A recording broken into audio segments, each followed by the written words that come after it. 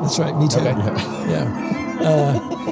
The only thing that I think is unique, well, one of the things that's unique about Will and I is that, and I try to describe it as there's an imaginary third person that is the killer mixer. That's a combo of the two of us.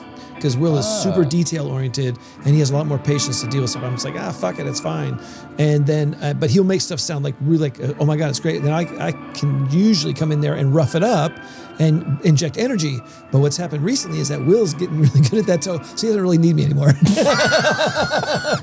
That's a lie. But I know you did that on one of your projects where you were doing stuff and you go check it out, and I listen, I go, there's nothing I can add to it, because sometimes I'm like, I would recommend you jack this up or give it some. Yeah.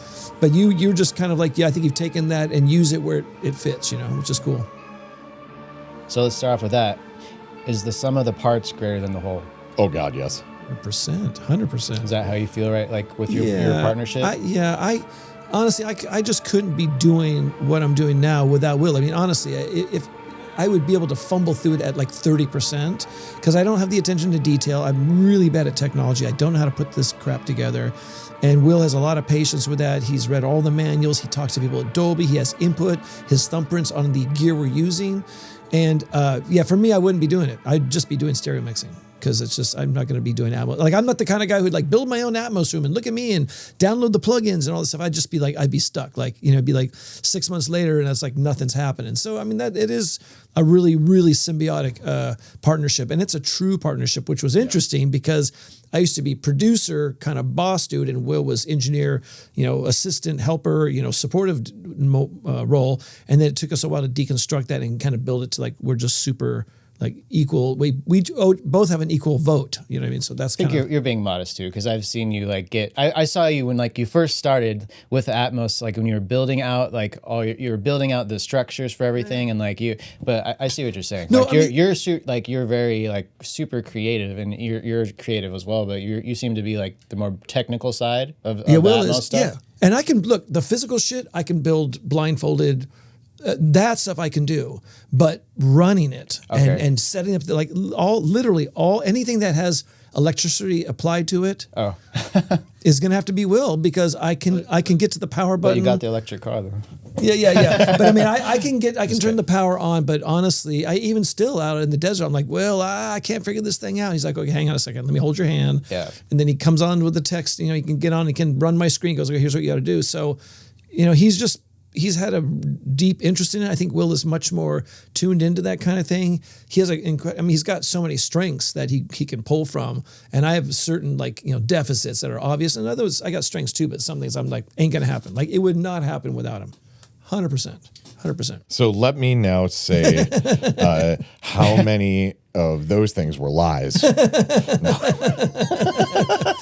I mean, you got to remember, this is a guy who built 3 of his own studios, built his own spring reverb, built his own plate reverb. There's just a point past which I think, and it happens to the best of us, right? Where you just get to a point where you're like, I don't want to do this. And Atmos was past that for you. Like, you taught yourself, you went from, you had a full-on career going when the shift happened from tape to DAWs, right?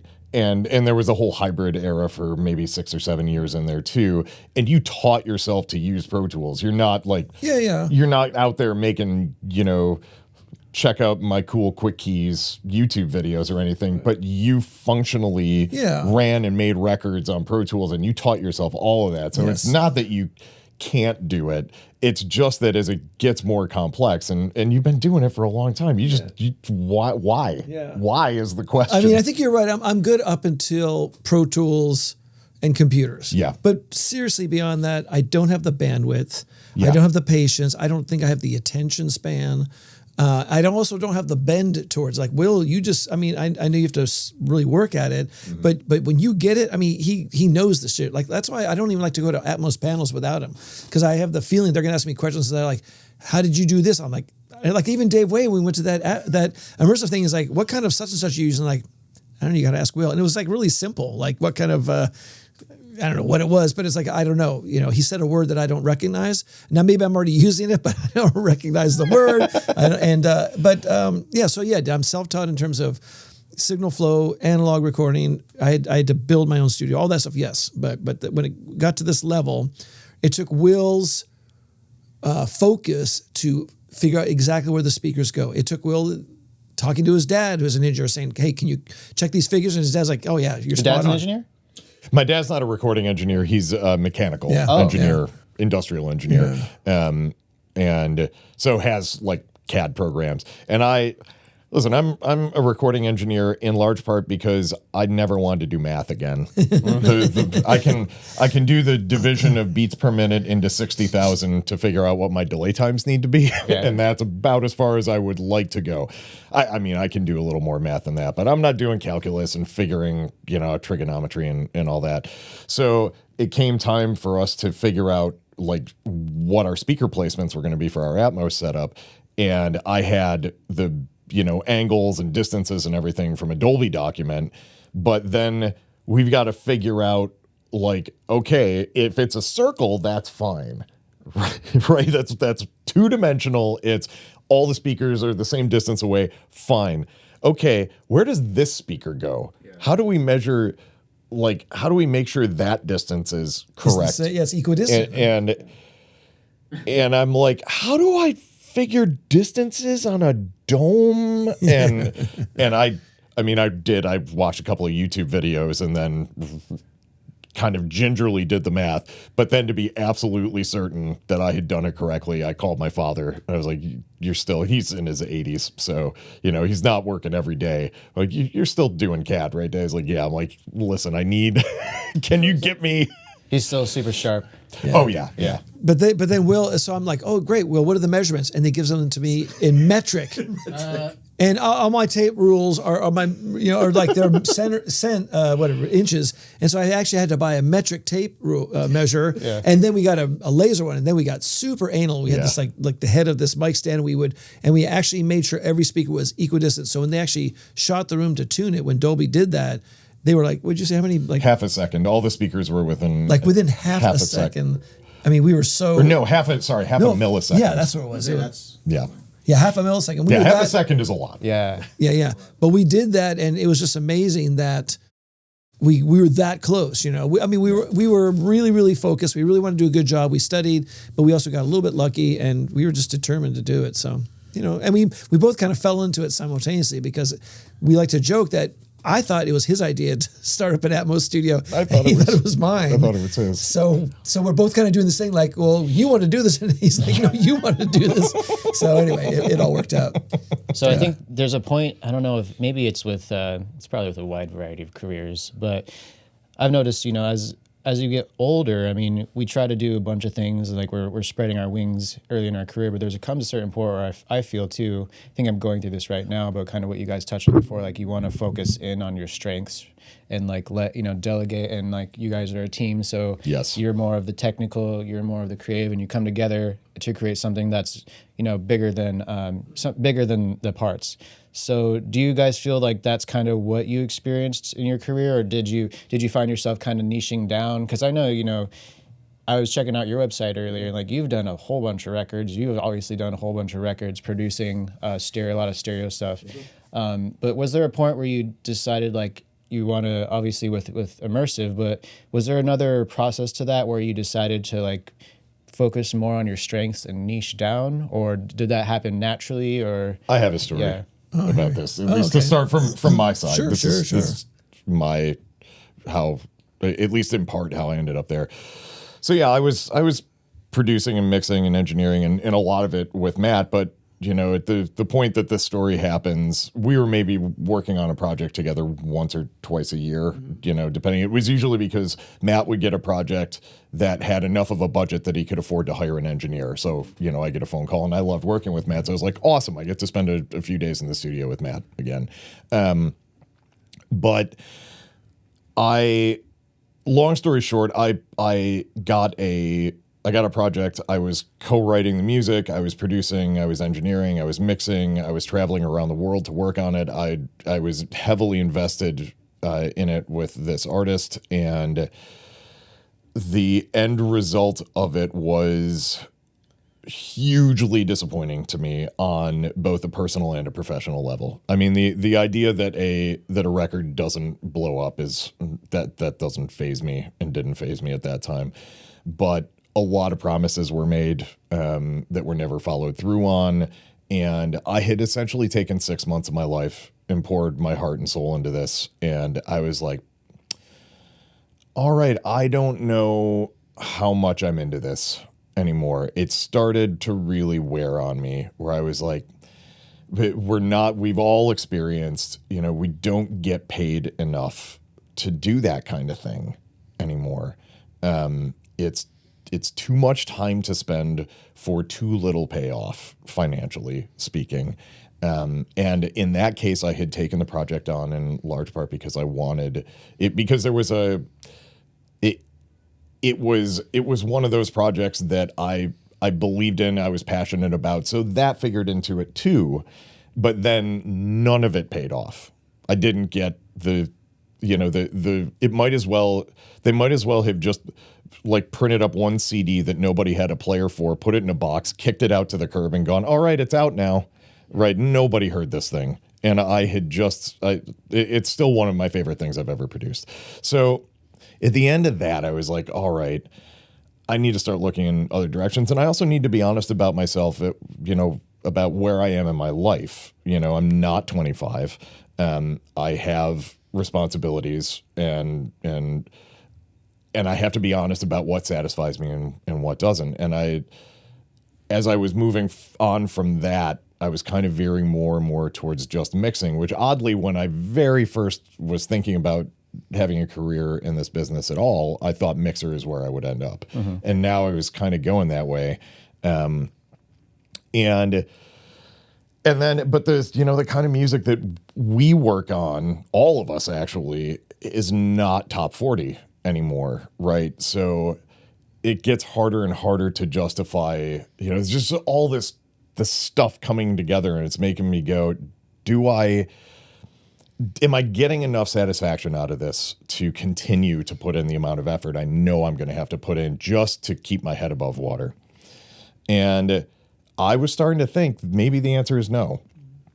And then the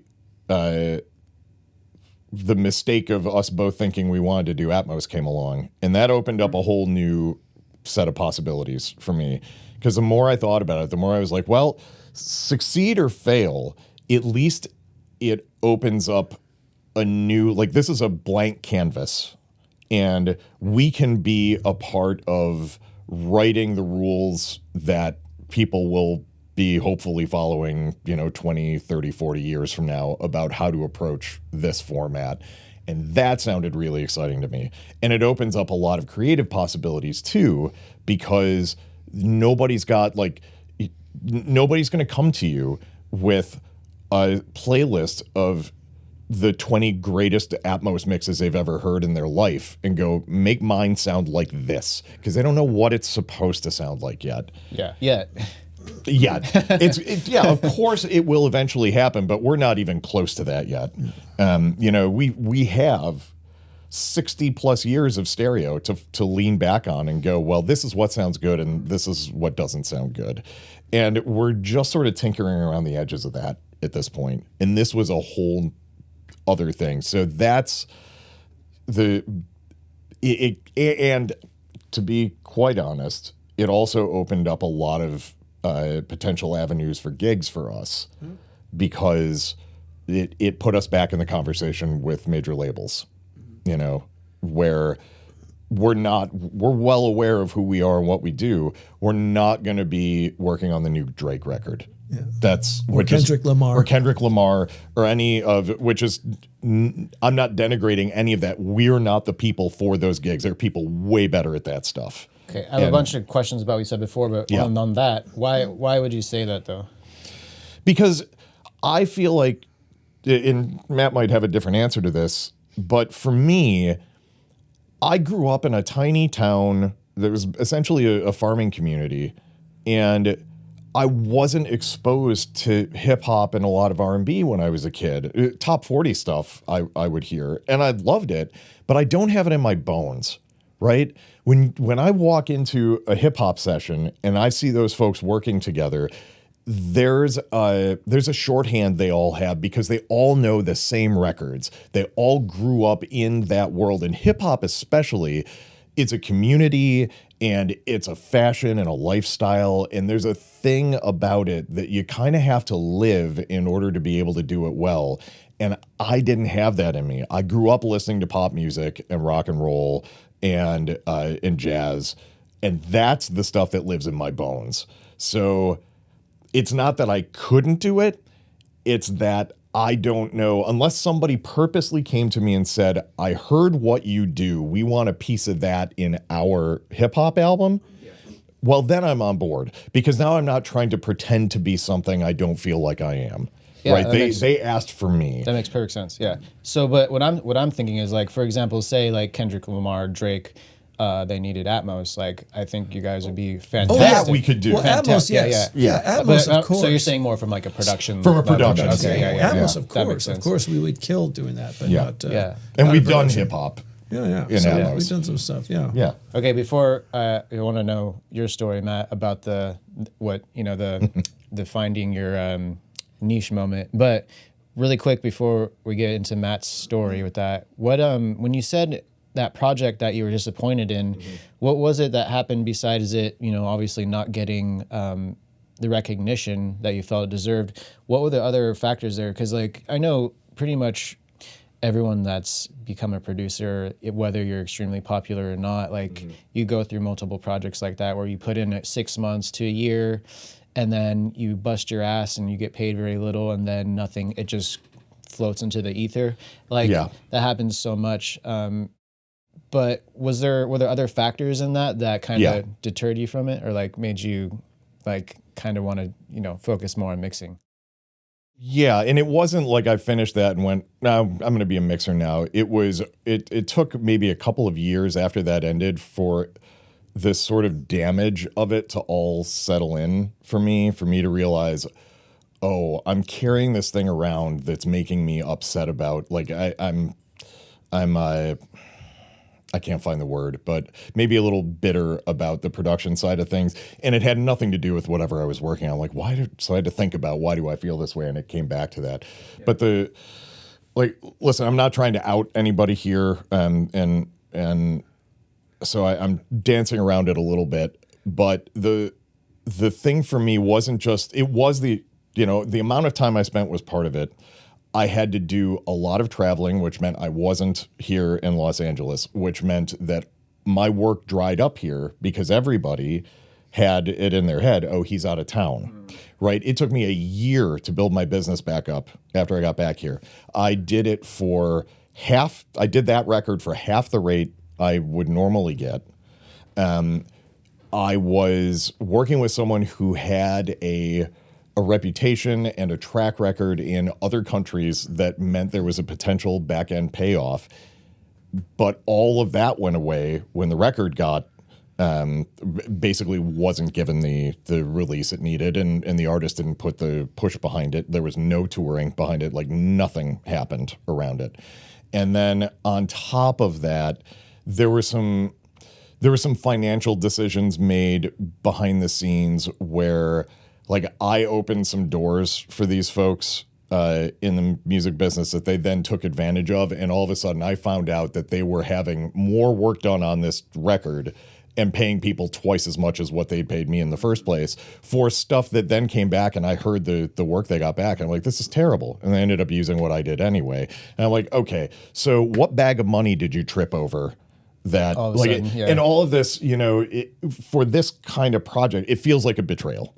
That's what it felt like. I totally feel you. Yeah. So it's one thing to work on one of those records and have it just sell no copies, nobody hears it, and you just go, oh, right, well, that's one I love, but nobody else is ever going to hear. It's a whole different thing when it affects you personally that way. Oh yeah, absolutely. Well, thanks for sharing that, Matt. Like, what do you feel about, like, your moment where you decided to maybe niche down, or that moment where you decided to focus in on one type, like one specialty, you know? I mean, I think in a similar way, I think Will and I both started off in the era where there were real drums, real guitars, real basses, and there was actually air movement. And we became really good at capturing air movement and translating that to an incredible stereo mix.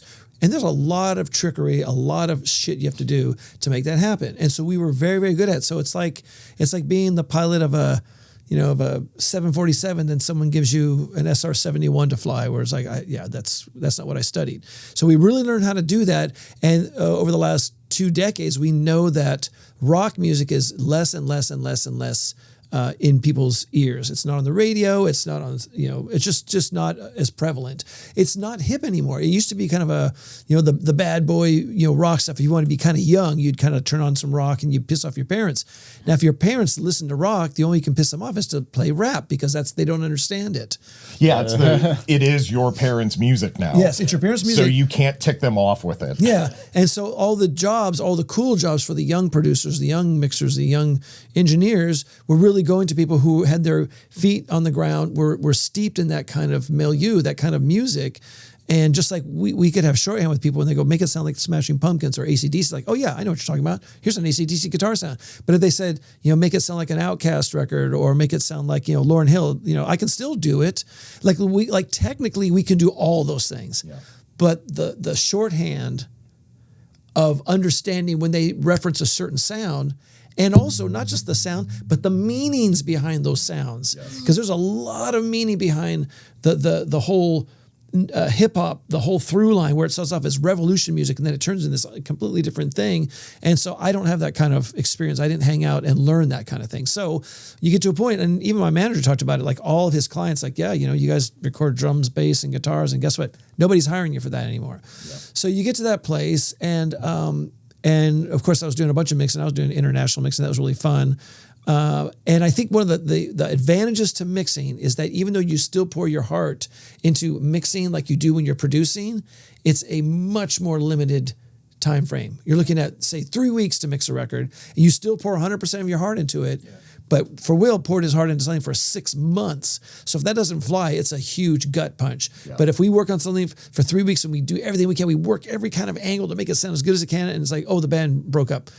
Okay, well, there was like another 12 or 15 artists we worked with that last year, so I think we're going to be okay. Yeah. And I think what a lot of people don't realize is that those of us in this business invest our heart, our guts, our soul, everything. We give up time with friends. We give up time with our significant other. We give up so much because we are so impassioned. Now, some of it's passion and some of it is escapism, which we've talked about as well. Like, hey, I can run away from my problems if I just get in the studio for 12 to 14 hours at a pop. So anyway, so all that stuff started falling away. For me, like, producing and also here's another thing. Even if that didn't happen, say this was 20 years ago and I'm still doing rock, but I'm 60 years old, you don't want to hire the 60-year-old guy. You want to hire the young buck that I was when I was 28, making Faith No More or The Replacements. You want to hire the young person who's closer to the street, understands what's happening, and you want that kind of youthful energy and the kind of person you just say, we're going to work 18 hours today. It's like, hell yeah, let's do it. I'm 60. It's like, no, I'll work for 8 hours, but I'm not going to do that whole thing. So it got to a point where for me, there was a major shift, like we're going to do this Atmos thing. And we kept, a ton of recording gear. Yeah. We had gear, a full-blown studio that sat for 3 years. And for the first year or so, it was on. I eventually just turned it off. We never used it. We never turned it back on. Then I just got rid of it because we're not using the amps, we're not using the guitars, not using the pedals, not using the beautiful mic preamps, not using the compressors, not using the microphones. Why? And I think we made a decision when we built this Atmos studio. I guess we thought we would still do some production, maybe. Yeah, I know, probably me more than you. I think you were ready to say, and that's also your personality more than mine, is the like, nope, this is what we're doing now. All this has to go. Whereas I was like, I'm just going to hedge my bets a little bit on this. Let's just hang on to. Yeah. And you were still producing stuff, which is cool. Yeah. And so that was still like, you were still early enough in your career that you're like, well, I can still pivot and produce. I've been doing this since 82. So, that's 43 years I've been doing this. And it's hard to find something that's new in making music because I've done it so many times, but in Atmos, it's all new. Yeah. And I just had to hang on by the skin of my teeth, like learning this new stuff because as we've talked about before, learning Atmos is one thing, but unlearning 75% of what you do in stereo mixing, that's actually more difficult than learning Atmos. You have to but all of my things. No, you can't do that. This is one thing. No, I can't do that anymore either. So anyway, that's kind of the long road around, I guess, the answer to your question. Well, I took the longer road, so you're entitled. Yeah, and I think Will and I just kind of stuck our toes in the water to build this Atmos thing, and I think we were hopeful that it would turn into something good. And typical of any brand new business, we had nothing to play anybody. Like we said, we're going to be Atmos mixers. We didn't. And so we spent like the first 2 or 3 months just like we found stuff. We just started mixing. We just started mixing stuff just to be able to do it and have some calling cards. So when people go, do you do Atmos? We can tell the people from Rhino, yeah, check this out. We do Atmos. Oh, okay, we'll hire you to do B52s or whatever. So there was a lot of proof of concept, and there was obviously a couple months of building an outlay of capital, buying all that gear and building the whole infrastructure. And then there was a few months of learning and not getting paid. So we had about a half a year of we're just emptying our pockets and like finding lint in coins and just keeping it going till we finally had a foothold. And then all of a sudden we started getting work, and that was really cool. But it was a major, like if we thought about it enough, we would have never done it. But we just dove in. Yeah, and I feel like for both of us, the timing was good or bad, depending on which way you want to look at it. I think both of us had come to it. I was definitely, and I tell people this, like, listen, if you talk to me because we started building the studio in August of 2021, or at least planning it, and if you talk to me in May, not only would I have said Atmos, that's dumb. Yeah. Who's going to do that? Yeah. But also, I was very seriously looking at what are my options if I want to pivot out of this business. Because I was like, I know that nothing else is going to fulfill me the way this does, but this is starting to not fulfill me. Like there's a sort of emotional profit and loss sheet in my head. I'm so there with you right now. Right? Like totally. And it's such a battle. And what's crazy is this business the losses start piling up, and you're like, well, crap, I got to get out. And then something comes along, like your pusher shows up at the door with the drug again and goes, yeah, but this is cool, right? And it kind of happened again. Yeah. So it was almost like, and I know it wasn't the same for you, but you were in a similar kind of, I don't know, maybe I'm ready to move on to something else. In 2015, I had actually contacted a bunch of people. I was going to sell my gear because work was just kind of slowed down. Like, I'm not going to do anything. So I called people up, going to sell my gear. Then I got a couple gigs came in, so that kind of thing. But I will say the thing that for me is really exciting about Atmos, it is a brand new horizon. It's a huge learning curve, which I find very daunting. But the idea of doing something fresh and new, yeah, that's how I felt when I was 22 learning how to do analog. It's the same kind of thing. Like, oh, you can do this. And same kind of thing. We made all the mistakes in Atmos you could possibly. Oh my God, we had some flops of some mixes that just collapsed under their own weight and just sucked. And then we started learning more and more. And the thing of it is that we would learn how to mix properly, and then I would finally get something. And Will's like, by the way, Matt, there's new technology, and we have to do it this other way. I'm like, I just learned the previous way. Yeah. And so that thing where you're always on the vanguard of trying to learn shit. Anyway, for me, and even still, I'm still learning from Will how to do stuff. Oh, the good news though, even though I really am against learning about computers and technology, Will's been exceptionally patient, and I have actually leaned into it, like printing mixes and stuff like that. I actually make my own sheet. I follow my own. Which is not a simple process. Not. And as an old guy, here's what I knew I could rely on Will and have him do a bunch of stuff, and I could sit back like, well, I don't know how to do that. I could be weaponizing incompetence. Like, I don't know. I could do that. But I wanted to be a real good partner, and I wanted to learn it, and I wanted to be able to, like, if he was out of town and I had to print mixes, or he was just like sometimes he's working his ass off. I go, listen, let me print the mixes. You've been working all day, because I want to be that kind of partner where I'm not like the boss who doesn't do that kind of work. I want to know how to do all the work so that I can spell him and he can be like, hey, look, I'm done. Like, okay, I'll print them. So I have cheat sheets of how to do stuff, and I'm still learning how to do stuff. Even on my computer out in the desert, I have screenshots and notes to myself how to do things, because every time I learn, like, I got to open it up. It's like, oh yeah, Matt, the inject thing, you have to do this and that. It's like, oh, the inject thing, what the hell? So I learned that. So it is a learning process. I don't particularly like it, but I like kind of that I'm learning it, which also applies to emotional things too. So the whole thing is now, and this is the funny thing. I don't necessarily like it either. I just know that it's one thing I can bring to the table. I'm good at it, but man, I have days where I come into the studio, because the part Matt doesn't see, like, I show up with, hey, we're doing this differently now. They changed this thing, and now we're going to do it this other way.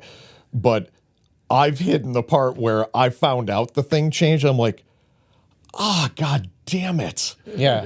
I just had this under control. We just kind of got the machine ticking over the way it should be, and now they changed it. And now I got to tell Matt, and Matt just figured it. Like, it's a whole thing. But on the flip side of that is that also is it's a love-hate thing where it's also what keeps it exciting.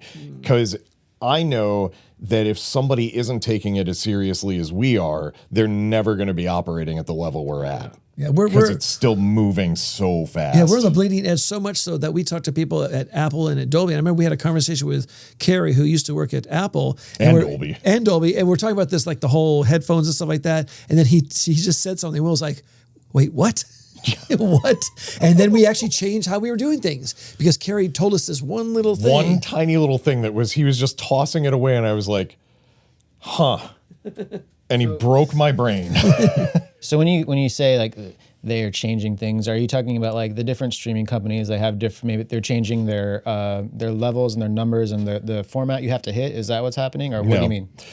Well, take your pick. The numbers you have to hit have stayed the same for as long as we've been doing this, and I don't think they're going to be changing them anytime soon.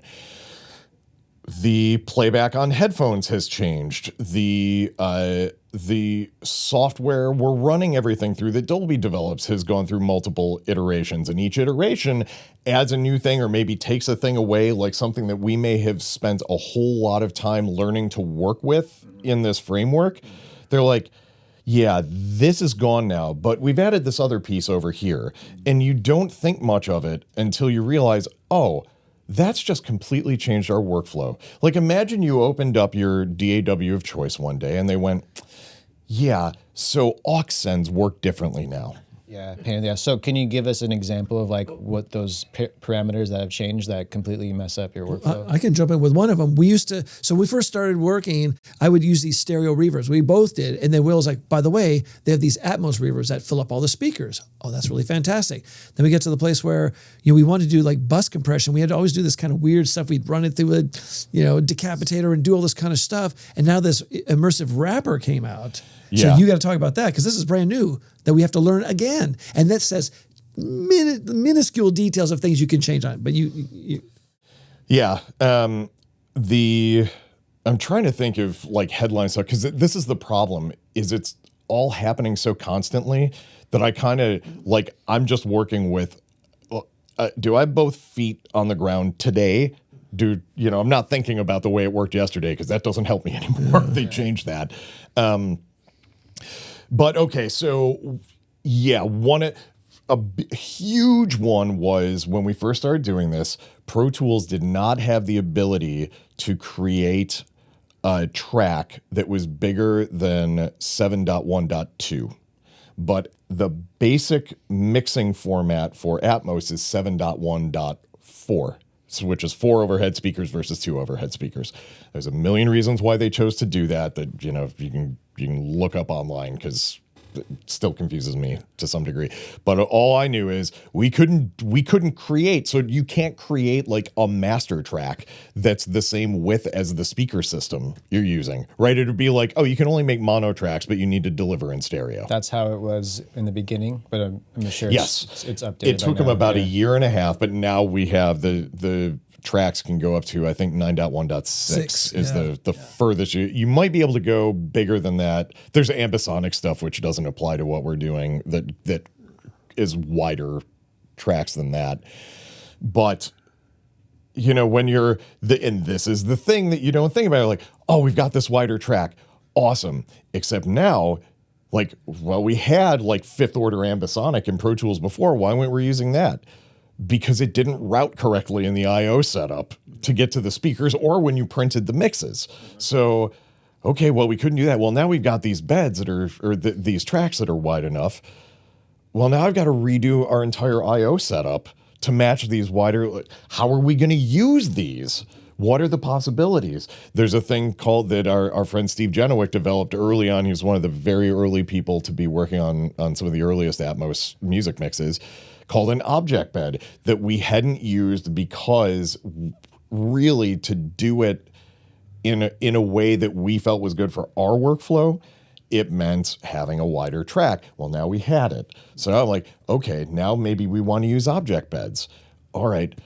Well, does it change anything sonically? We got to go down that road. Oh, yeah. And then, all right, well, for headphones, there's different settings we can have for the headphones. Well, if I have an object bed, what do I do about the settings for the headphones? And on and on and on. So one little thing, like now we've got a wider track, turns into 2 weeks of work just to implement it. Oh, God. Yeah. So you're just chasing your tail with this stuff. We're up to our 38th mix template in 3.5 years, less than 3.5 years. So it's basically one per month, basically. Yeah.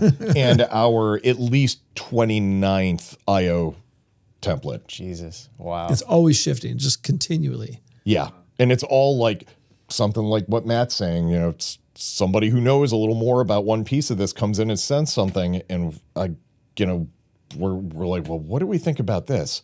Do we want to use it? Okay, sounds cool. And then we sit down and look at how we work and go, except we have to, it's like, well, we just have to take the second floor off of the house. And while leaving the third floor up there. While leaving the third floor up there and rebuild it. Like, sounds great. Stressful as hell. It's really challenging. It's super challenging. Sometimes we hear about this new software and we're really excited about what it can do until we try to implement it. Then it's just like, I think, if I were a fly on the wall at our studio, I would see Will spend like 5 days learning everything and then trying to like stick it in here. I'm just like, okay. Because you got to mix at some point. You got to do the actual mix. But and you're also like we trying might be to... in the middle of a project and we have this new information. It's like, okay, now we got to finish this project. But before we start the next one, and we're going to have this new template and like, yeah, and oh, by the way, we still have to do fixes on the last one, which we did under an old template, but we're going to start this new one with a new template. So now we got to make sure that when we load up the old sessions, it still plays back correctly. And yeah, it's a whole thing. It's just it's constant change. When did we ever think about that stuff in stereo? It's right. It's like I tell people if they're just getting into Atmos, I'm like, you're going to spend more time if you're using Pro Tools in the Pro Tools IO window in the next few weeks than you've spent on that window in your life.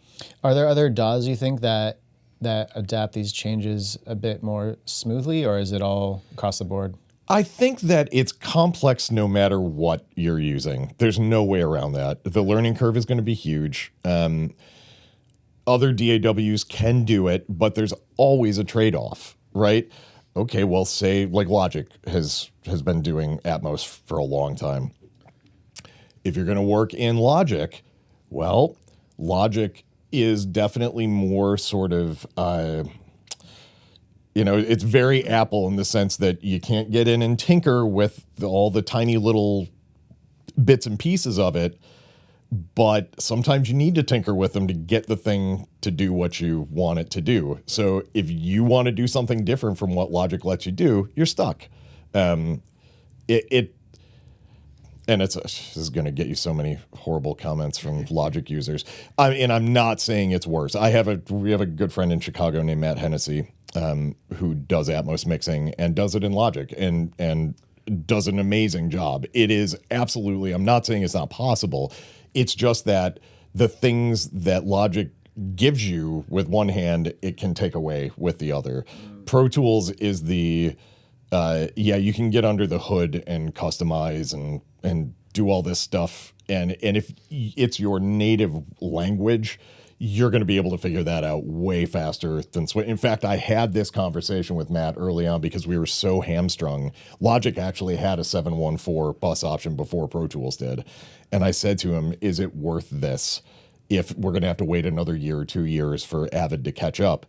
And he was like, are you able to do mixes you're happy with? I'm like, yeah, it's just the process is a little painful. And he's like, the amount of time it's going to take you to get as good at Logic as you are at Pro Tools is going to way outweigh whatever benefit you get. That's what I was going to ask also is, did you consider possibly using a different DAW like during the transition? Because I mean, I know you both have used Pro Tools for years, so you're comfortable with Pro Tools, but if there was another DAW that made it easier to do Atmos, then you have to consider that. But yeah, it sounds like you just chose to. Nuendo was another one we looked at. I was basically like, all options are on the table.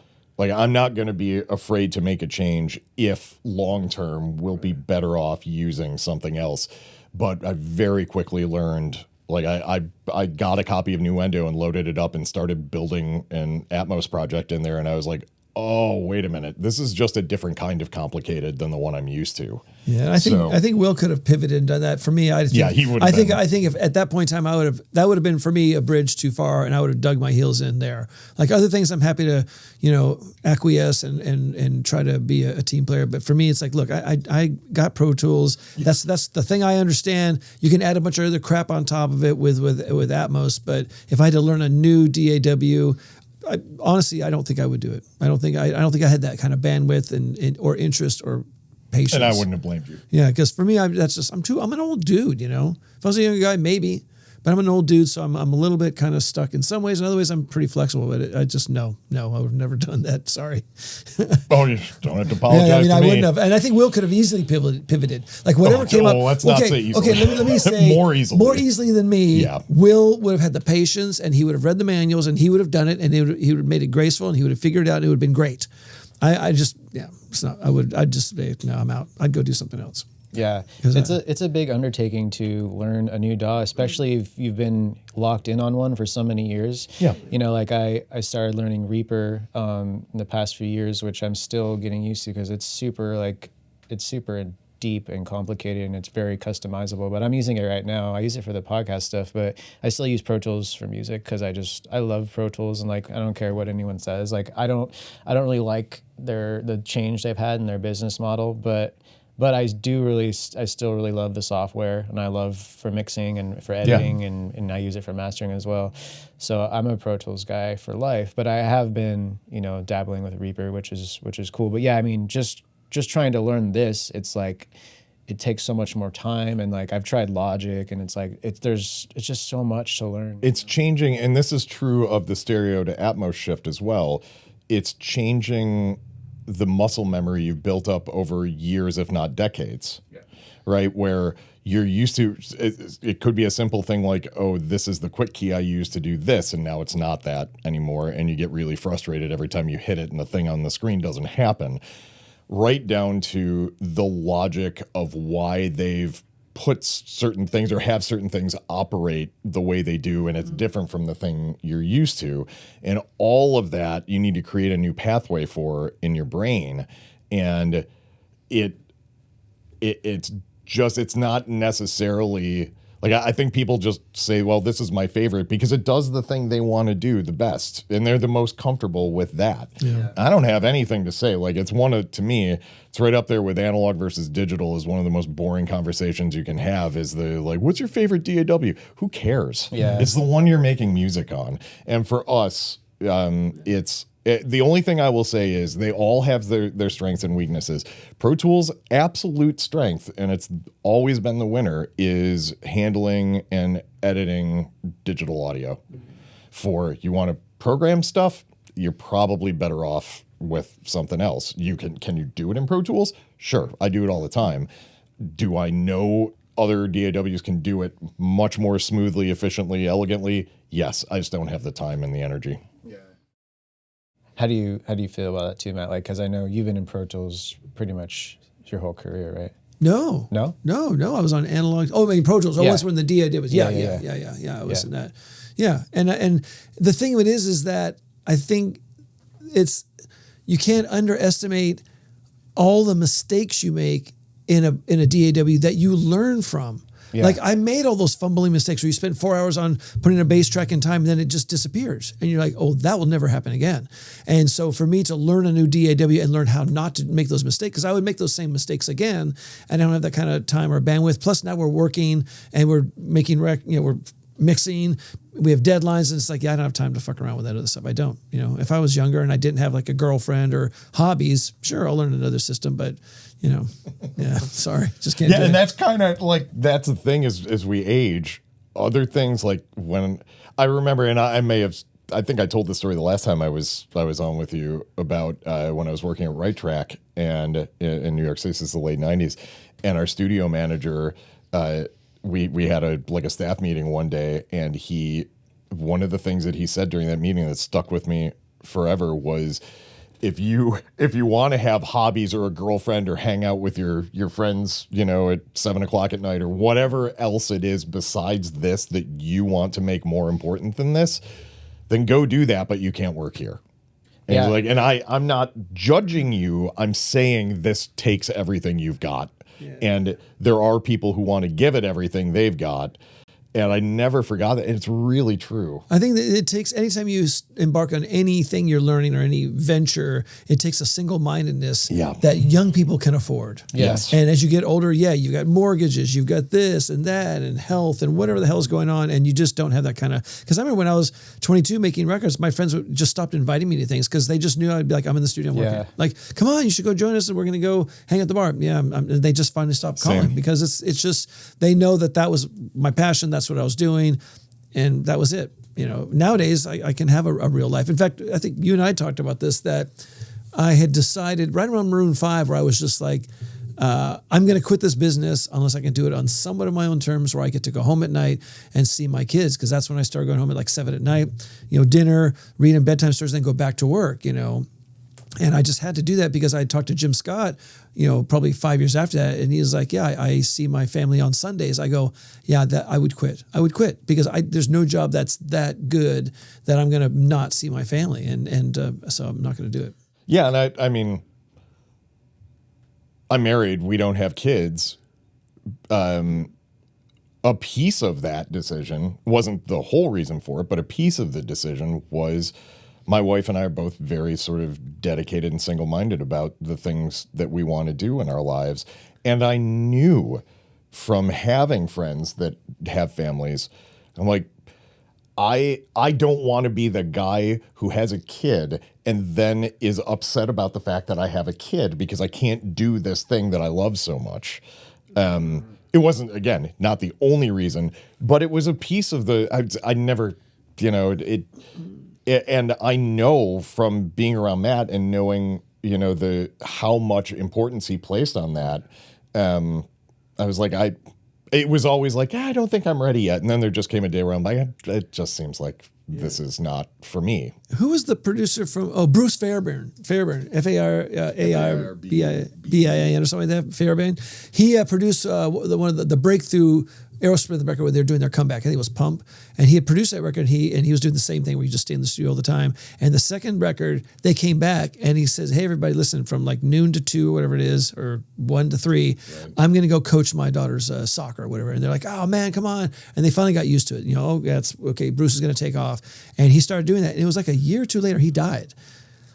And he was lucky that he made that decision. And here's his career is on the upswing. He's just made a huge, huge record. He's making another record. He was very, very sought after, but he finally had to say, listen, love to work with you, but I have to carve out time for my family, or maybe I'm not the producer for you. And that's super important because I think... Yeah, and it was honestly...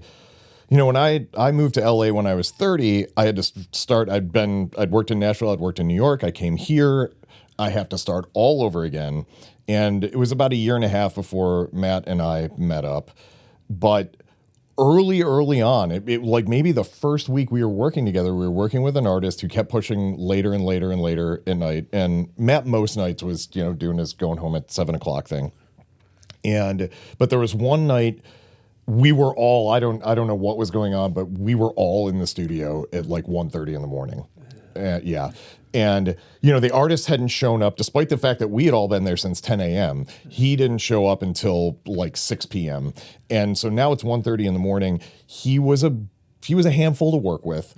I think I was doing vocals or some kind of overdub with him, and he like I thought we were coming to the end of our day. We finished a song and I thought that's it. And he's like, all right, let's pull up another song. And I was like, could you just give me 5 minutes? Yeah. And I remember I'm like, I'm going to take a risk here. But again, I'm 30, right? So I haven't lost the single-mindedness, but I'm starting to have the realization that you have as you get older. Like, I'm not going to be good tomorrow if we push this much further. So I just went to Matt and I said, here's what's going on.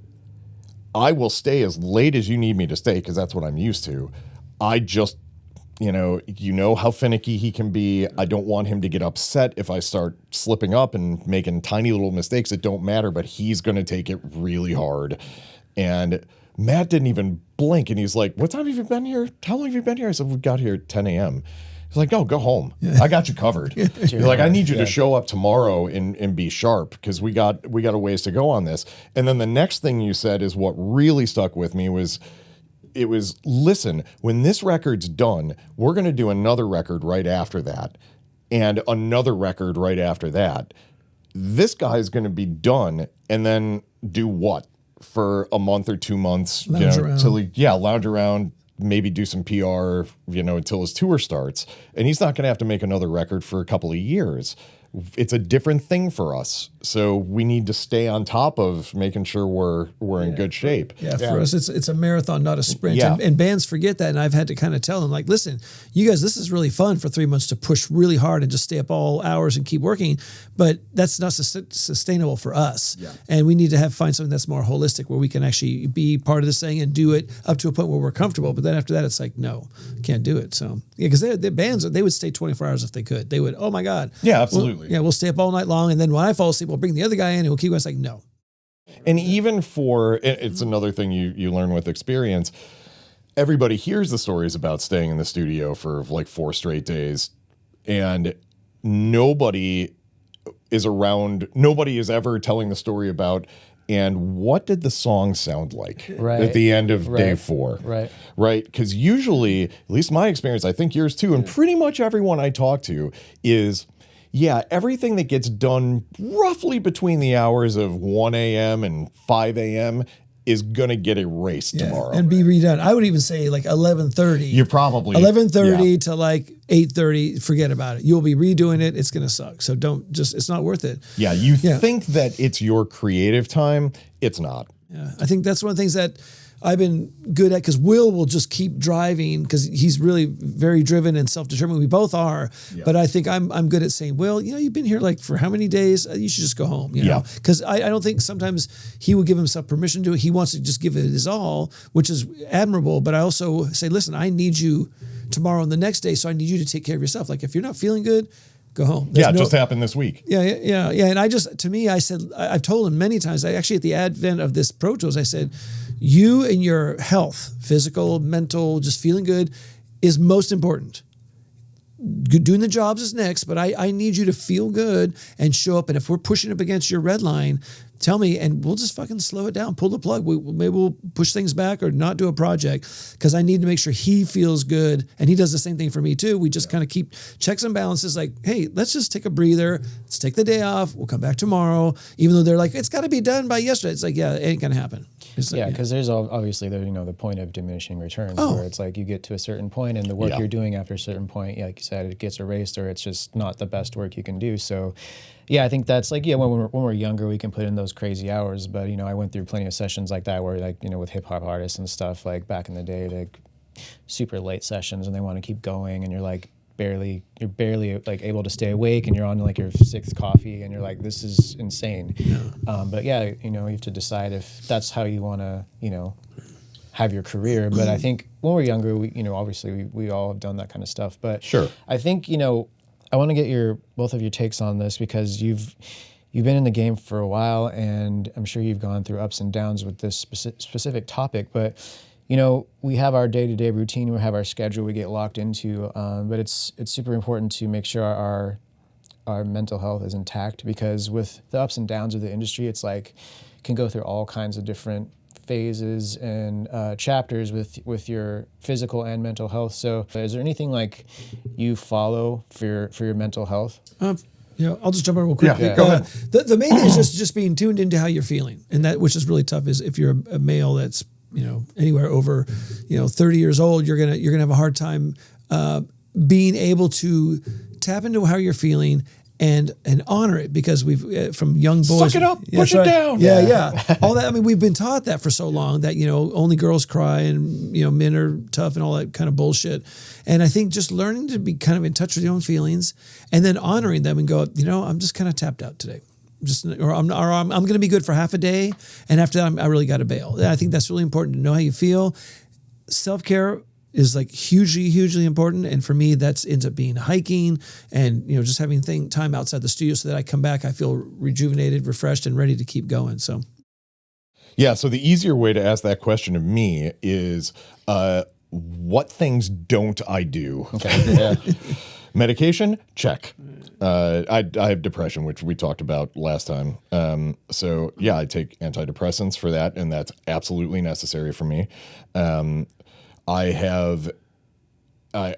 will do meditation if I'm not feeling great. Exercise is massive for me. Exercise and sunlight are a big deal, especially for those of us that tend to work in fairly windowless rooms all day long. It's like working in a casino minus the slot machines. And in being, like Matt said, being tuned into how am I feeling, which I am, as Matt just said, I'm not great at when it comes to work. I had, for whatever reason, when I was a kid, I had the unfortunate experience of, being raised in an era when mental health wasn't a thing that was thought about when it came to kids and what might be going on with them. So I was dealing with depression. The depression sapped all of my energy and made it impossible for me to get my schoolwork done. And over and over and over again, I was told I was lazy. And that just jammed into my brain and is there to this day, where if I'm like, if there's something in front of me that needs to be done and I'm not doing it, lazy is what same thing, man. goes on in the back of my head. Meanwhile, while that's happening, I'm saying something to Matt like, I think I've worked like 13 days in a row with no days off.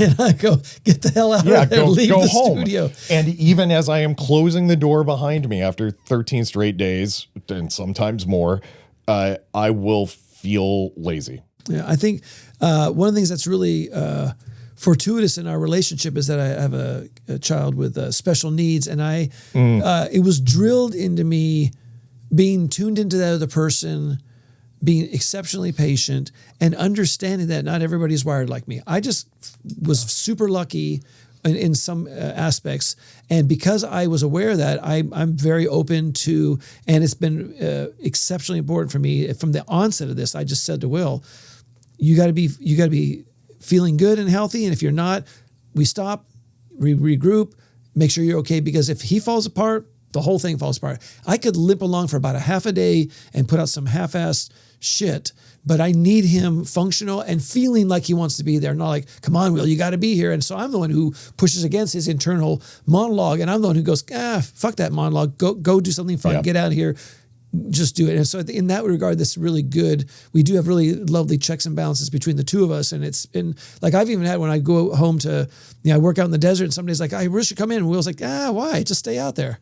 And so the tables of there's a balance where he says to me what I've said to him. He's like, do you really need to come out here right now? Why don't you just stay out there? You can work out there or just take a day off. Okay, yeah. Cause Matt made a big decision to enjoy himself and bought a house in Palm Springs.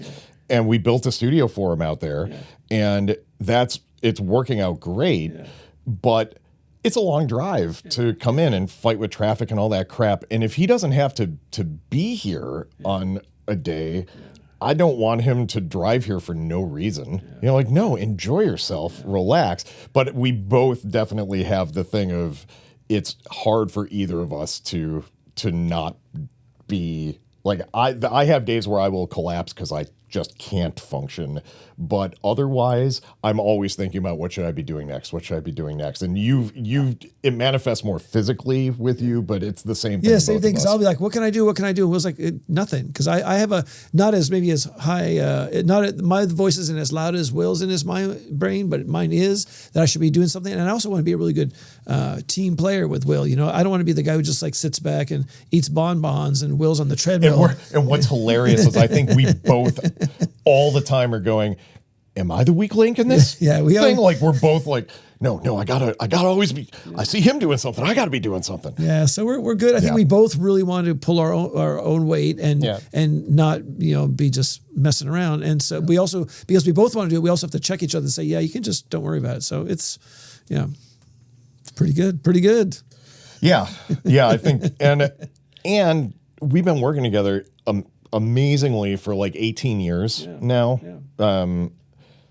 And when, we did most of the teens, we weren't together regularly. We'd see each other, like Matt would invite my wife and I over to his house for holidays, and we'd do the odd project here and there. But it wasn't every day, and it had been every day from about 2007 to 2010 or 11. And when we decided to do the Atmos thing, one of the first things I realized is, it's so much more fun coming to work with Matt than it is for me to go and sit in my studio and feel sad by myself. Now we can be sad together. Exactly. Yeah, I think it's really valuable to have that camaraderie and friendship in a working relationship as well, and being able to trust each other and to bounce ideas off each other and to check each other and to I think it's really valuable. Because like you said, a lot of people are like, and even before you started working with Matt, you guys kind of worked by yourself, and I've worked by myself for a long time. So I understand it's like, we're kind of, sometimes we get in our heads like way too deep and we're like second guessing and we're like, we don't have that, that outside perspective to like bring us back into reality, So I think it's super valuable. And that's a huge, even, just talking about the mixing process, what's so valuable to me is when I get to that spot, and we all do, where you're working, and you kind of hit a wall. Maybe it's a specific problem, or maybe it's you hear something, you're like, this isn't falling together the way I want. And no matter what you do, it doesn't seem to solve the problem. Well, now I have this incredible luxury of stopping and going, wait a minute, somebody else gets to work on this too. And going, hey, Matt, I got it to here. See if you agree with me, or if I'm just crazy because I've been working too much on it and my brain's turned to mush. And two, if it is a problem, if you have a solution to it that maybe I don't. And I would say a good 80% of the time, us switching, like Matt saying that to me or me saying it to him, the other one will sit down and go, because it's weird how you build up like things you wouldn't do to this mix in your head. But when somebody else sits down, like more than once, Matt has gone, listen, don't look at it. Just listen to it. I don't want you to see how I fixed it. Too. Just tell me if I fixed it. Which is absolutely because if it was me, I'd be looking instead of listening, right? I wouldn't do, most of the time it's nothing crazy, but we need that. It's so relieving to just not have all the weight on one of our shoulders all the time. Sometimes you just need some poor mixing techniques splashed all over your mix. Totally. Well, but that's the thing is, a lot of the times I'm thinking about it a little too textbook because I've gotten myself so tired that the creativity's gone. So I'm leaning on what do I have in my tool belt as opposed to what does this need? Yeah, I think the one thing that we've learned to balance with each other is trusting when something is like right or good. Like one of us might be like, I'm not so sure about that, because we've had this like often I'll be the one who's like, oh, it's fine. But then recently Will's done that with me because I'm like, I'm not so sure. We got to, and Will's like, it's fine. So it's interesting how things have kind of rubbed off on each other. And so this is again just a really, I have to say, incredible partnership and working together is really, really good. Yeah, we have our moments where one of us is crabby or something's going on, but the balance is really nice. We always, argue fairly. We always have our hearts in the right place, and we ultimately look out for one another and the business we've built, because we built this together. It's equally ours, like we're both 50-50. And so anyway, it's just a really, really nice place to be where you have a partner that you can just really trust and rely on. Because I know we won't do anything to mess anything up. He will go to the end of the earth to get it right, and I'll do the same thing. Yeah. And so sometimes we just have to help each other kind of just go, well, you can just take a breather. We'll get there. We just need to take a breather and come back to it. So, I did not really think about how the partnership would work out or look like, because it was not only were we building a brand new type of way to work, we were also absolutely shifting the paradigm we've had for 15 years between us. So now it's gonna be like, okay, now it's not that way anymore. And that took some adjusting. It absolutely did. On both of our parts. Both of our parts. I think Will sometimes would kind of like defer to me. I'm like, hey, I'm not the boss. This is us. You know what I mean? And I think I mentioned this in the podcast before and this is just it's like sometimes like the little things can really expand the bigger things. We have the nice parking spot is right in front of our door. And I got to a point where I would kind of move my car to the other one, leaving it open for Will. And sometimes he'd park somewhere else. I go, no, you park in that spot. And I had to force him to park in that spot. And it was a little thing, but I wanted him to have ownership. Yeah. Like that wasn't my spot. That was our spot. Whoever gets there first gets that spot. And a piece of that, like this, again, you don't realize the things that your subconscious is hanging on to. Yeah. The very first time I pulled into the Sound City parking lot, and this is a couple of years before we met, I was a runner at another studio in town, and I had to bring a tape to Sound City. And I pulled in, and at the time, there was a music stand in that space, because apparently around then somebody must have been pulling into the space there constantly, that said parking for Mr. Wallace only. And wow. And I saw that. I wasn't going there. I didn't know. I was like, I thought Andy Wallace worked out in New York. I didn't know it was Matt. And I remember asking, I briefly met Siobhan that day, didn't know her name, nothing. I was just a runner dropping off tapes. And I remember her telling me, oh yeah, that's, Matt Wallace's studio over there. And that should be his space. Oh, wow. So that just stuck with me, even from the time we started working. I always remembered that music stand, right? So in my head, and I would, if people would pull into that spot before you got there in the morning, I was like, sorry, you can't park there.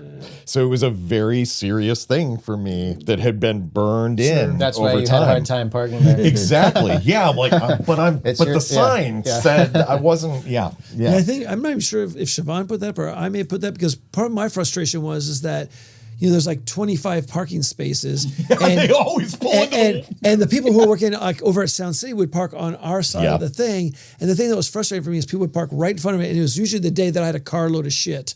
And I wanted to back up my trunk to like 3 steps to unload all this stuff. It's like, you could have just parked right next door, because it would make my job easier to unload all this crap anyway. Yeah. It's not the end of the world either way. But what did you guys see in each other like when you first started working together, on productions and in different studios? Like, did you guys just click right away, and you developed a relationship over time, and you just decided to pair up for this immersive thing? Or what were like the specific qualities like you enjoyed about each other? Sheer terror. Sheer terror. Well, where I started from. The thing about Will is that I knew I could count on him, and he was absolutely reliable. Like, I knew I was going to get excellent sounds, and I never have to worry about it. I could just go, hey, take care of this. Because we'd meet, and early before a session, like during a tracking day, I'd just say, I'd give him my ideas, he'd give me some input, whatever. And I knew that I could just trust that when we walked in and we started working, it would sound great. So as a producer engineer thing, that was just kind of how things usually go. The producer kind of sets the tone or the way to approach things. But then after that, it just shifted, because it just became a very different situation, where then it was the two of us checking in with each other. Sometimes Will is like, hey, we got to talk about this. I'm like, okay, let's talk about it, or vice versa. And so, like, because we'll have like, not really Monday morning talks, but we'll sometimes sit, one of us comes in, and the other guy's like, hey, we got to sit down and talk for a minute. And we just kind of go, okay, I talked to this person, that person, that person. We got this gig coming up. We got to finish this thing here. So it's really just like a huddle with two partners, It's just just the constant, like, what's on the agenda. Yeah. what do we have if we have multiple projects going on? Where are we at with each one of them? Deadlines. Do we have podcasts to go and do today? Stuff like that. My God, Because one or the other of us will forget regularly, even though it's in a calendar. And I'm, what's funny is I'm thinking back to, and this ties back into you taking family time too. I knew, I knew a couple of engineers that had worked with Matt and were like, and they were maybe a little grumpy about the fact that you went home early. And I was like, to me, that seemed like an opportunity. I was like, I don't have a problem. Like, this guy's earned it. I haven't. I would like to. And here's a space where I get to see if I can do the gig, right? The gig that I ultimately want to be doing. So, but at the same time, I have to make sure that whatever we're doing after you leave for the day, when you come back the next morning, is what you wanted in the first place. So it was it sort of built a necessary communication between the two of us for me to make sure that you were getting what you wanted, even though you weren't there. Yeah. I think for me, and now I didn't even think about this till just now, there's kind of two ways that producers work. There's the producer that's there every single minute of the day in the trenches all the time. And then there's the Rick Rubin, Jimmy Iovine, where they show up for a day, a week or two, or once every month or so. And those are really the two different approaches. And I found this hybrid thing where I'd be there from like noon to 7 or so. And sometimes I go home for 2 hours and come back. Sometimes I just go home and that was it. And so I was kind of forging this new territory where I wanted to do something. I didn't like the idea of being the guy that just shows up every once in a while. That wasn't my kind of style. And I love being in the trenches and being involved as much as I could. But I also had to find a little bit of a soft spot where I could kind of also be a family man. And so that's where I had to kind of come up with this thing, because nobody at the time I knew was doing that. So it was either one or the other, either 100% in every note that's recorded, or you're there 5% of the time. And so I found like the 75% of the time kind of approach. Yeah. So obviously you guys develop trust over time, but in general, like, how do you think in this industry, if you're looking to like work with people, or you want to consider a new partner, or pretty much with relationships, like, how do you know you can trust someone? And for me, it's always been a case of I have to be shown. Mm-hmm. Like, you have to prove to me that you're worth trusting. And I told the story earlier about Matt saying, go home, you've worked enough. That was one of the things that let me know, because I will tell you, having worked, my 2 gigs before I came to LA were I worked at Ocean Way, Nashville, which is still around, big recording studio in Nashville. And then I worked at Right Track, which was one of the like big 5 Manhattan recording studios at the time I was there. And the only situation that had been modeled for me in terms of working in the studio was you get to go home last. And if you do less than this, you're not keeping up. You're not going to stick around. So here I am at 30, not really wanting to work that way, but understanding I took on this choice of restarting a career where this is the expectation, but I'm not in my early 20s. I was 25 when I started anyway, but 5 years has passed, and here's somebody who I knew from the beginning, Matt was a good guy. Like, you just get that sense from him immediately. So that was nice. And then he treated me like a human being, which was also nice, because that's not always the case. Yeah. And then on top of that, when I present this thing that I was really scared about saying, essentially, I don't think it's a good idea if I stay here. I'm not the star of this show, the artist is, right? But I'm saying I want to pull the plug on the artist because I don't feel up to it. And his answer was, yeah, no, go. Yeah. And I was like, oh, this guy might actually give a shit about who I am as a human being. Yes, I do. That to me is important. He's my team. Like, even back during the producer engineer era, he was my team. And if he went down for the count, I'd be screwed. And I wanted to make sure he was taken care of. I think another one too, there was a few years ago, there was one of our peers in the business was not particularly fond of my partner. And I know there have been moments of sticking points where I'm just like, I'm 10 toes down, like, Will's my partner. That's it. There's just that's done and done. You know what I mean? Because that's where we're at. So yeah, which was, that was huge for me. Yeah, because that's what we built together. You know what I mean?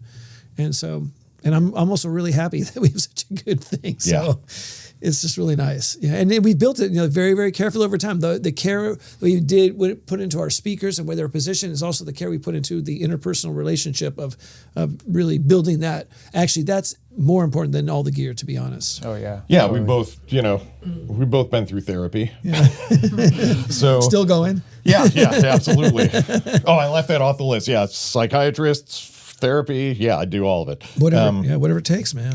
Yeah. And we've had, whenever one or the other of us or both of us are just feeling like maybe we're butting heads a little bit, as tough as it is, we'll sit down and go, okay, what's bugging us? Mm-hmm.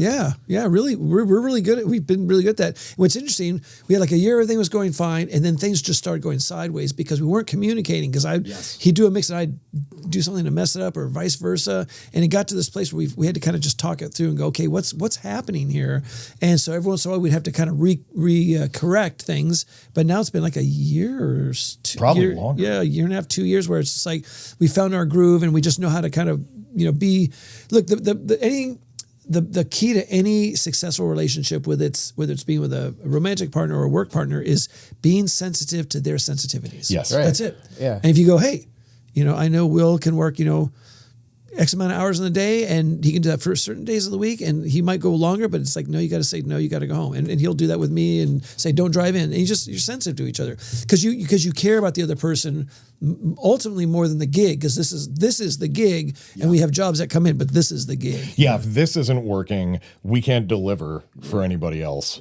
Which is, it's kind of the same in a romantic partnership where you're like, oh, if this isn't working, the rest of my life is kind of falling apart. So true, right? And communication is huge, and when that starts to diminish, then everything else around you can crumble. So. Yeah, you guys have created a brand, like you created Studio Delux Immersive. Yeah. So that's your brand. So the more communication, the better. And I understand, in relationships too, the second you stop talking, that's when things start to crumble. So, and I think we thought around the time where we weren't, it's, not like we were like, we're closing up shop, this is over. But when we were getting frustrated with each other, I think at least my piece of it was, I thought we were going to get to a place where this was going to kind of run on its own. I made this assumption because that's generally what had happened in the past. And then I realized as we talked more about it, it's like, oh no, everything about this is different, including the way we're working together and how we've got to interact with this format and this technology. So no, we have to treat it like it's constant, even if it's just, telling a couple of jokes at the beginning of the day, just checking in to make sure everything's cool on both sides. There's no piece of news that, I really don't want to tell him this today. No, he needs to know.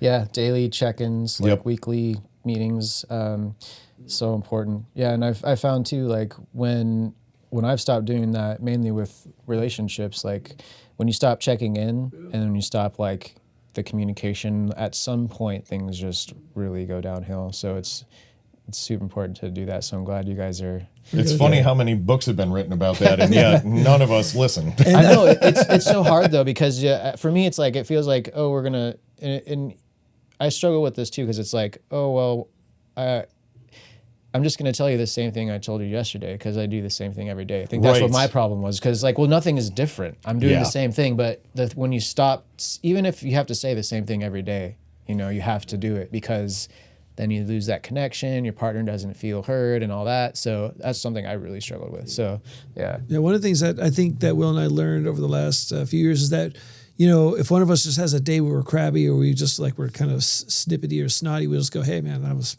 sorry. Yeah. I had a moment and I'm sorry about that. And that's, and I think that's the big thing. It's not the fact that people make mistakes, because that's what humans do. That's just kind of our job. But it's just kind of owning it and going, I could have done better. I'm sorry. Let's kind of reset and let's move it forward. And that's all people want to hear. That's just go, huge. Yeah, you go, oh, okay, you made a mistake. Great. Now then you can move forward.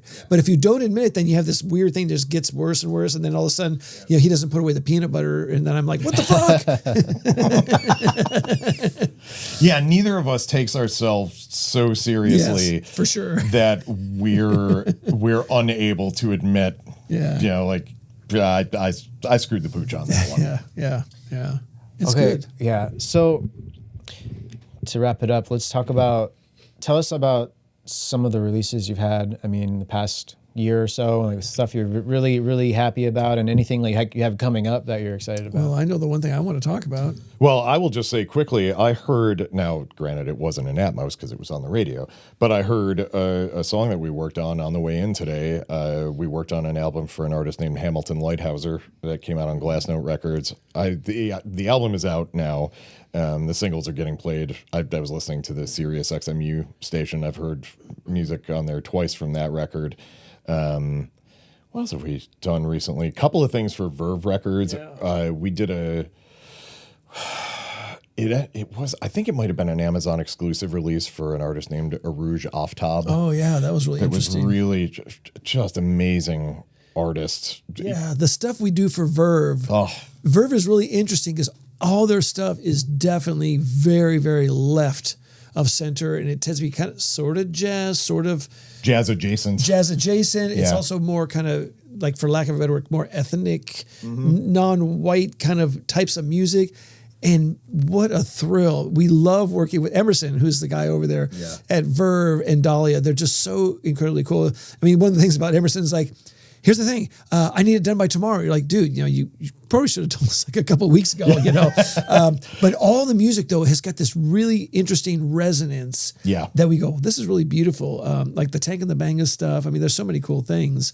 I'm trying to think, because we did a few things for them right at the end of last year that have just come out. The guy, something number 7 or number 5, what's his, Shabaka? No, not Shabaka. Although we did do Shabaka Hutchings, who's a well-known it's the guy jazz sax player. The guy from Africa who moved to the States and he lived here. Oh my goodness! I just forgot his name. I can see the album was called Spanish Villager Number 5. Yeah, that one. Yeah. Anyway, he's gorgeous music, just gorgeous. Anyway, a lot of cool stuff.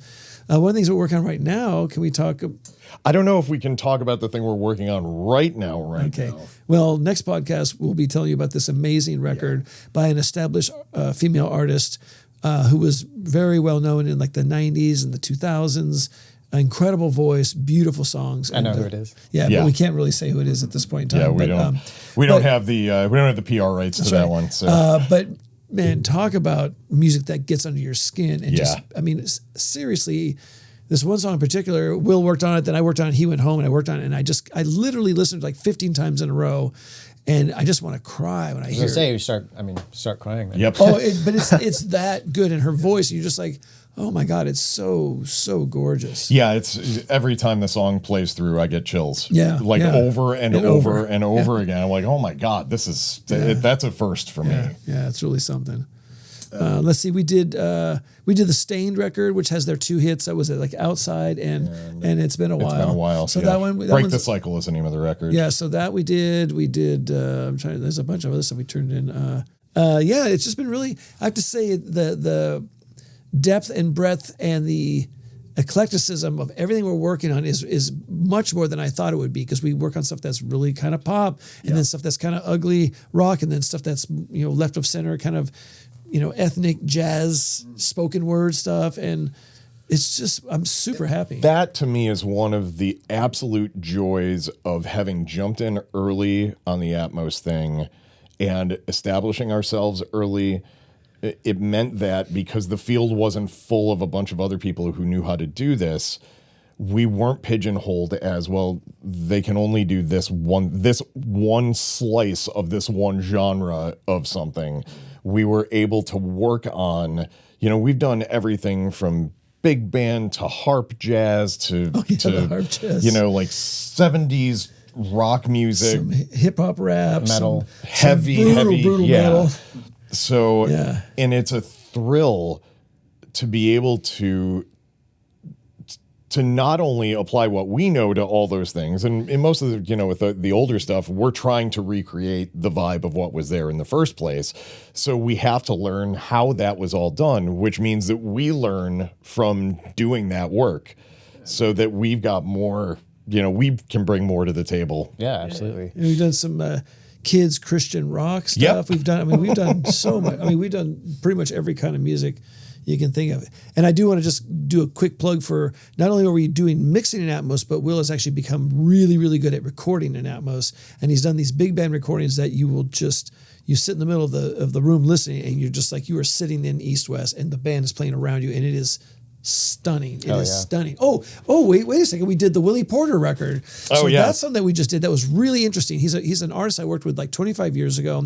We got reconnected just on a personal level. Then we found out through this immersive design labs, this guy named Adrian Weidman, he got us involved, and we actually did an Atmos recording with an Atmos mic tree, and we were monitoring in the control room with an Atmos speaker array. Damn. And it was, we've never done anything like that, and it was really something. And Willie's an amazing artist. Like, I was listening to this stuff yesterday. It's like he's such a beautiful voice and the songs, and he had this this woman Carmen doing background vocals, and Mai doing cello and vocals. Bloomfield, yeah. And then what was his name? Ryan. Ryan. Oh, he was playing kind of playing dobro and ancillary guitar beautiful. parts. But it was just these 4 people playing live in the room, and there's no overdubs, there's nothing, and it's an Atmos mic tree, and it's really I've never done that. I've been doing this for 40 some odd years, never done that.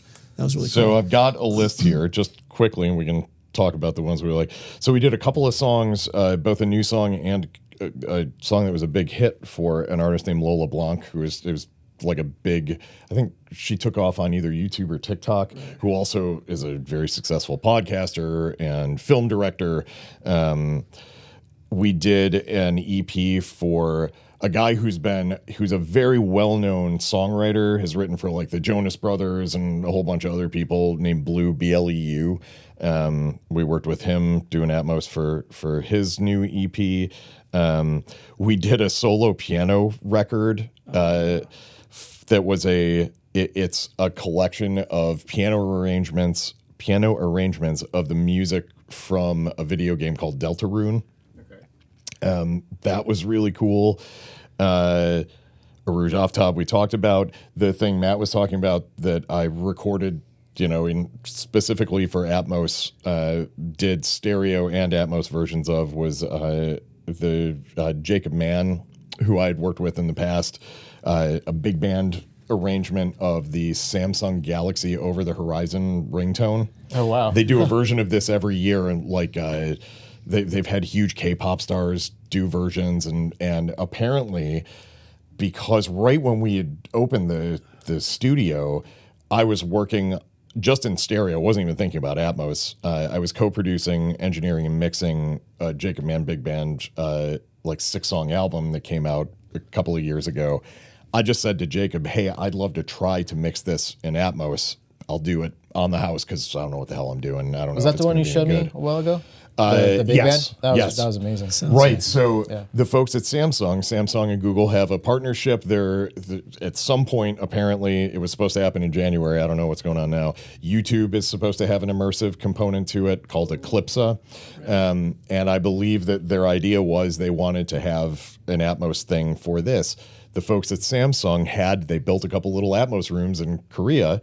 They somehow got turned on to Jacob's record with the Atmos mixes, loved the way they sounded, and said, we want you to do this year's Galaxy ringtone. Sick. So we built an Atmos array, and they said, we're really focused on the Atmos piece of this. So we recorded it with an Atmos microphone array, and so it's a big band and a 16-piece string section, and that came out beautifully.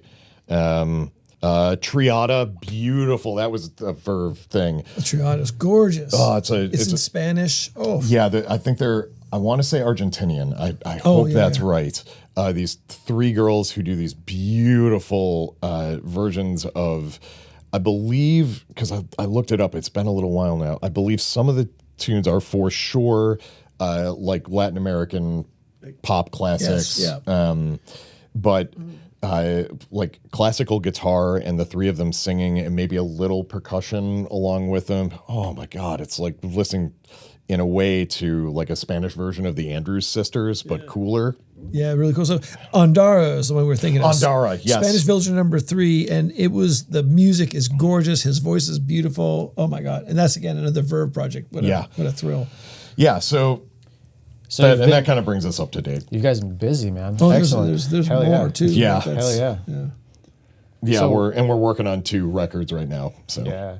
So where do you see, to wrap it up, where do you see the future of Atmos? Like, what do you, obviously there's so much changing, but what do you anticipate? Oh, pick me. have at it. I never thought about this when we first got started on Atmos, and I just assumed that it would either be in people's headphones and earbuds, and maybe they'd have a sound bar and a couple of satellite speakers. But for me, the game changer was Will and I went to NAMM, and the Cadillac Optic, OPTIQ. It's a $53,000 car, has Atmos standard, and that Atmos system is, for me, by far and away the best sounding car stereo Atmos system. Yep. And I think that's where everything's going. I think it's going to be ubiquitous in cars because that's the natural listening environment you're driving. It sounded like our control room. It sounded gorgeous. Is that so far the most accurate replica besides being in a control room compared to like consumer product wise? For us, yeah, because we listened to a bunch of different cars. Will's heard like 10 different cars, and and this one we just sat there going, "This sounds incredible. It's really, really good." What's the car called again? Optic, OPTIQ, made by Cadillac. And Cadillac has just announced that I'm not sure if it's this model year, maybe next model year, all of their EVs and about half of their line is electric vehicles are going to have Atmos standard. So it's not an add-on. It's you buy the car, you're getting an Atmos system in your car. Which is really, really cool. So, see how many years it takes. But I think, just now how all cars have like computers in them, like even the gas cars, they have like the big screens and they have no CD players anymore. So maybe it'll be standard in all cars. I think within 5 years it's going to be. I think Atmos is going to outpace stereo by far. It just sounds so much better. Everybody's been, this thing started, and I'm going to paraphrase myself from an article I wrote. This thing started and immediately everyone jumped on, here's all the reasons why it's not going to work. And I'm not going to lie, I was one of them. Like, oh yeah, we've seen how this book ends when it comes to trying to do any kind of surround or immersive format. But I've learned enough about not only what's going on right now, but about what happened when we went from mono to stereo that leads me to believe that yes, we're used to, here's a new thing, it's either everywhere or it's nowhere and it's over. That's not going to be the way this works. This is going to be kind of the older style. Nope, it's going to get fed in. There are going to be big moments. People are going to get used to it. And that's exactly what's happened. The first stereo lacquer was cut in 1957, and it was just a demonstrator because there were multiple ways to cut stereo to lacquers and to print records in stereo. And there was this guy who was trying to, he wanted to be able to go out and give all the people who were going to build this equipment, like, you should use my version of stereo. So it's all this was a demonstration disc. I don't think the first commercially available stereo release was until 1959 or 1960. Stereo didn't start outselling mono until 1968, I believe. And mono records didn't stop getting pressed until 1974. Right? So what are we talking there? 17 years. Yeah. 17 years from first record to we're not making mono records anymore. Okay. And then the last, I believe, the last big radio broadcaster to stop broadcasting in mono was the BBC, and they didn't stop across all their channels until 1993. That's crazy. Right, so we're talking a much longer timeline than we're used to if this is going to work. But the people who are doing this this isn't a flash in the pan thing for them. And every time somebody has come along with a complaint about why it can't work, usually there's an answer for it. And even with the cars, I learned, I got to go to Detroit with Dolby and present some of our mixes to some higher ups at the automobile companies. And what I learned is, a new car takes 10 years to develop. Right? So it was never going to be, we're going to snap our fingers and every car has Atmos in it. Yeah. Because it's not just, we've got to have more speakers. It's, where do the speakers go? How do we run the wiring? How do we accommodate that wiring in the frame? Can we get all the data across the wire that we need? Because every car now has different pieces talking to a computer chip somewhere. So there's also, it's not just audio that's got to move around the car, it's data now. And that's why you're seeing it come first in electric vehicles, because it's easier to do all this routing without all the internal combustion engine pieces throughout the cars. So it's coming. I don't know. Matt would make the bet today, I think. I always say I don't know exactly what the future is. I know that the thing that I'm least concerned about now is Atmos disappearing anytime soon. The investment is way too huge. Right now, I think we're more likely to go through a long period of time where stereo and Atmos live together. And there are certain places where stereo wins, certainly as long as there are vinyl collectors. There's going to need to be a stereo version, because you're never going to have Atmos on vinyl until we start living in like the sixth dimension. But I think that distribution-wise, you could certainly, it's a kind of thing that can be broadcast. You know, streaming, obviously, is kind of a native streaming format already. So as soon as everybody's streaming in their cars with an Atmos system, they're going to want to hear Atmos. Yeah, absolutely. The biggest things about Atmos that people don't talk about that often, that is, it really is bringing fidelity back into the equation. Because up till we got to MP3s and MP4s, that's kind of where things were just kind of diminishing and somewhat disintegrating. Now with the advent of Atmos, the sonic footprint is so much bigger, broader. You got internal dynamics, you've got headroom, you've got full high fidelity range, of the low end to high end, which was missing. Yeah. And so it's just a completely different listening experience. And it is much more emotional. I will say that too. And as people start to create more for it, what I love from that perspective is you can't make something that sounds bad and then cover it up with something else, right? In stereo, and I know all three of us have done it. There are moments when you're going to be able to hide your crimes a little bit with, there's going to be, loud guitars over this, or there's going to be a stack of vocals or something. Nobody's ever going to hear this little thing. Yeah, until we get it in Atmos. And now the guitars get put out here, and every last detail of the thing that you were covering over before in stereo is available for everybody to hear. So you got to get it right. Yeah, and I think it's going to actually influence artists to put more time into like their instrument, because it's going to be so much more exposed in Atmos. I think so. Yeah. And there's one artist we can't talk about yet either, but it's a well-known lead singer for a heavy rock band from the 70s, and we're hot on the heels of that thing hopefully happening. So we can talk about that next time we have a podcast. Well, damn, that was great, guys. A lot of information. Anything you want to add before we wrap it up? Self-care. Yes. And take care of your partner, and everything else will kind of fall into place. Because everything else can be managed, whether it's workflow or whatever it is, but just making sure you and your partner, or whether it's romantic or work or whoever, or your friends, once you have that taken care of, everything else will fall into place. Yeah. That's the thing. Take care of yourself, take care of your partner. That's it. Yeah. No, I just had a thought too when you were talking about stereo and vinyl. Like, wouldn't it be cool if, since stereo is two stereo left and right, that and Atmos is like spherical. What if like the new format would be like a little sphere of it? That's the record, and it's like that's what reads. It's like a little sphere of a record. That'd be cool. Sick. Yeah. You just like pop this little sphere in your car, and it's like glowing and like now that'd be cool. That's our new business. We gotta hop on figuring out how to build a sixth dimensional cutting stylus. There you go. That'd be sick. All right, guys. Thank you so much. Thank you, Alex. Too. I really appreciate it. Thanks for taking the time to, first of all, invite us out. And also, we know you spend a lot of time editing. You put a lot of care into the questions. So we really appreciate that. Yeah, my pleasure. Yeah. Is your website up yet? No, we are working on it. We can add that to the list of things we can talk about next time. Okay. And thank you for the meal the other day, too. You're welcome. That was very, very sweet of you. No problem. That was really nice. So my treat next time. Thanks, guys. Cheers.